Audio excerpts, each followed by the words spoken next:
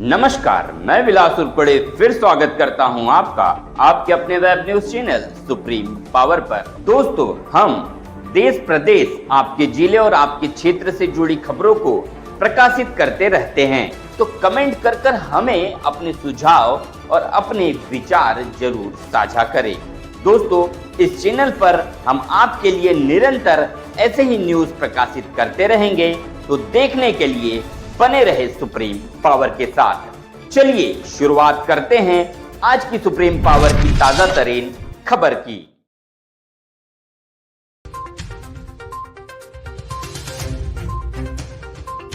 खबर महाराष्ट्र के गोंदिया से अनुसूचित जाति जमाती सभा को बाबा साहब ने संविधान में न्याय दिलाया। भाजपा कांग्रेस को पराजित कर बसपा को जिताने की मांग। छत्तीसगढ़ की बसपा महासचिव लता गेडाम ने ऐसा कहा। गोंदिया भीमनगर ग्राउंड पर बसपा की विशाल सभा नरेंद्र मेश्राम उनके प्रचारक संपन्न हुई, जिसमें बसपा महासचिव गोंडा में बाबा साहेब द्वारा किए गए कार्यों का उल्लेख, इन्हें पराजित कर बसपा को जिताने की मांग। इस प्रकार प्रत्याशी नरेंद्र सर ने भी महाराष्ट्र में भाजपा कांग्रेस दोनों एक होकर देश को बर्बाद करने का आरोप लगाया। डॉक्टर बाबा साहब आम्बेडकर इनके संविधान में आज देश में समानता का अधिकार दिया है, कहकर बसपा को जिताने की मांग की। देखे खबर सुप्रीम पावर न्यूज पर। कि मुझे हर हाल में प्रजातंत्र देना है, तो उन्होंने फिर तो जब बाबा साहब अम्बेडकर जी ने कई सारे तर्क दिए, तो उन्हीं के पूर्वजों ने आप लोगों के लिए क्या शर्त रखा, 1932 में शर्त रखा कि जिसके पास मैट्रिक तक पढ़ाई हो उसी को वोट का अधिकार मिलना चाहिए, जिसके पास में 10 एकड़ जमीन हो उसी को वोट का अधिकार मिलना चाहिए। आप मेरे साथियों बता, क्या सबके सब मैट्रिक तक पढ़े हो? आप बाबा साहब के कारण पढ़े ही होंगे। सबके पास 10 एकड़ जमीन है, सबके पास 10,000 रुपए है, नहीं आते तो बाबा साहब डॉक्टर भीमराव अम्बेडकर की जरूरत है।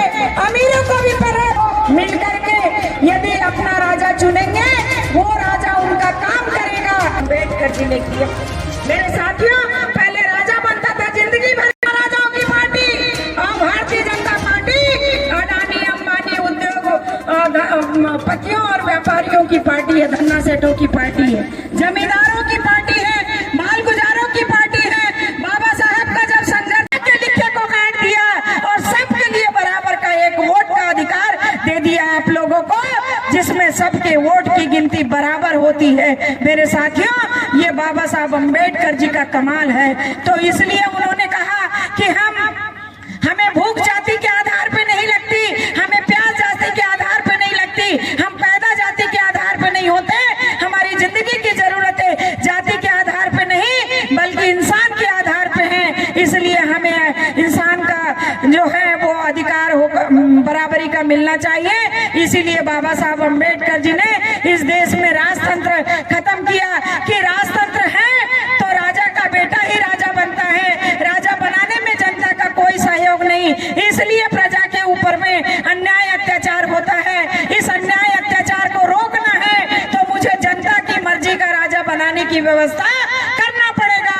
और आपको मैं बता दूं कि बाबा साहब अम्बेडकर जी का चौथा बेटा राजरत्न, जब वो मर गया, उसकी लाश को दफनाने का कार्यक्रम था, अंतिम संस्कार का, लेकिन बाबा साहब का उधर गोलमेज सम्मेलन में पहुंचना जरूरी था, और बाबा साहब गोलमेज सम्मेलन में जाने लगे तो लोगों ने कहा, मर गया तो क्या हो गया, मेरा बच्चा जिंदा वापस नहीं हो सकता। लेकिन रमाबाई अम्बेडकर जी ने कहा कि जाओ साहब, मेरा बच्चे को आपके बच्चे को मैं दफना लूंगी, लेकिन आप नहीं जाओगे तो कांग्रेस और गांधी के लोग जो हैं हमारे करोड़ों करोड़ जिंदा बच्चों को दफन करने की योजना बनाएंगे। इसलिए उस वोट के अधिकार को लाने के लिए बाबा साहब अम्बेडकर जी अपने बच्चे को की लाश को छोड़ करके गए। बताओ आपके पास कितनी बड़ी ताकत दी है कि महलों में रहने वाला, अपने आप को जाति का बड़ा कहने वाला जो है वो आपके चरणों में झुकने को मजबूर हो गया। बाबा साहब अम्बेडकर जी कसम खाए थे कि तुमने जिनको नीच और अछूत बनाया, मैं ऐसी मजबूरी पैदा करूंगा कि जब तक तुम उन नीच अछूतों की पैरवी नहीं करोगे, तुम्हें कुर्सी नहीं मिलने वाली, ये बाबा साहब अम्बेडकर जी ने मजबूरी पैदा किया। इससे किया केवल और केवल इस देश में कांग्रेस पार्टी थी जिसके वजह से जिसके खिलाफ में बाबा साहब लड़ते रहे। परम पूज्य बाबा साहब डॉक्टर अम्बेडकर अमर रहे, परम पूज्य बाबा साहब डॉक्टर अम्बेडकर अमर रहे। बाबा साहब का मिशन अधूरा, बाबा साहब का मिशन अधूरा।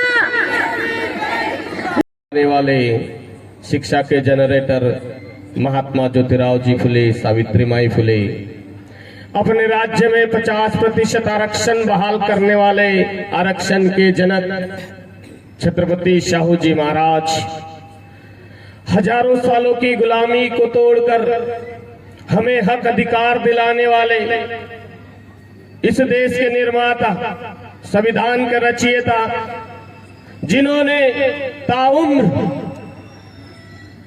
हमारे लिए लड़ते रहे, अपने 4 बच्चों का बलिदान दिया, ऐसा बोधिसत्व डॉक्टर बाबा साहब अम्बेडकर जी साइकिल से कन्याकुमारी से लेके जम्मू कश्मीर तक रैलियों के माध्यम से इस बहुजन समाज को जगाकर इस बहुजन समाज में राजनीतिक चेतना निर्माण करने वाले मान्यवर साहब कांसेराम,